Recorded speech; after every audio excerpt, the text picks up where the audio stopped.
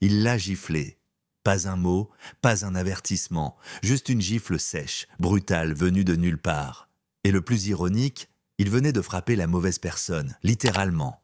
Parce que en 4 minutes, à peine, tout un empire de silence et de privilèges a commencé à s'effondrer. Et ce, sans qu'elle n'élève la voix une seule fois. Ce matin-là, à Montelieu-sur-Dorne, il faisait gris, comme si le ciel lui-même hésitait à se lever. Devant le palais de justice, le vent balayait les marches comme la main d'une vieille mère qui chasse les miettes d'un souvenir oublié. Et au milieu de cette scène paisible, une femme âgée montait lentement les marches, robe longue, brun terre, chaussures plates, cheveux argentés tirés en un chignon discret. Personne ne s'arrêtait sur elle. On aurait dit une femme invisible, ou presque. Personne ne savait que c'était juge Nadine Malraux, l'une des magistrates les plus respectées du Sud. Enfin, sauf un. Le sergent Yannick Delorme, 36 ans, posture raide, lunettes de soleil même à l'ombre, portait l'uniforme comme une armure contre tout ce qu'il ne comprenait pas. Quand il a vu Nadine s'approcher, il n'a même pas levé la tête. Juste un « Désolé madame, cet accès est réservé au personnel du tribunal ». Elle l'a regardé droit dans les yeux sans broncher. « Je suis le personnel du tribunal ». Il a esquissé un sourire sarcastique. « Ah bon? Première fois que je vous vois. Peut-être que vous n'avez jamais vraiment regardé », répondit-elle calmement. Mais au lieu de réfléchir, il a réagi, comme toujours. Il a posé la main sur son épaule sans délicatesse, avec cette fausse autorité que certains hommes s'inventent.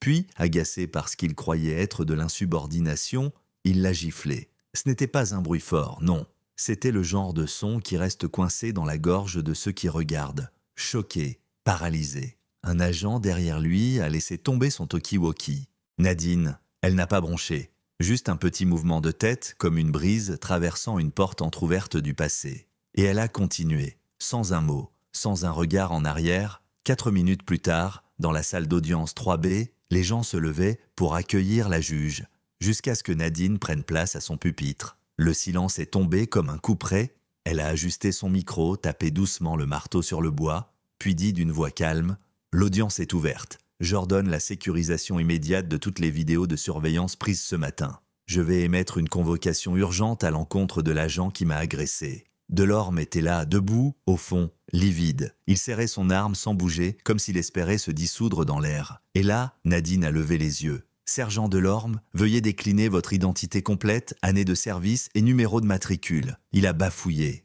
Je suis sergent responsable de la sécurité interne depuis 2015, matricule décadrant 237. Puis elle a demandé « Pouvez-vous expliquer ce qui vous a poussé à me gifler ce matin ?» Il a dégluti, les lèvres sèches. Je ne savais pas que vous étiez juge. Je pensais que vous étiez... Vous pensiez que j'étais quoi ?» a-t-elle coupé, d'une voix douce, mais tranchante comme une lame. Il n'a rien répondu, mais elle savait déjà. Ce n'était pas une erreur, c'était un réflexe. Celui d'un système où une femme noire aux cheveux crépus n'est pas supposée avoir du pouvoir. Et c'est là que tout a changé. Dans les jours qui ont suivi, Nadine a convoqué un audit interne. Discrètement, méthodiquement. Une ancienne plainte ressort, Fatou Diarra, tirée de sa voiture par Delorme 2 ans plus tôt. Classée sans suite. Aucune vidéo, aucun témoin. Sauf une lettre manuscrite adressée à l'inspection générale retrouvée dans une boîte archivée par son assistante Célia Roux.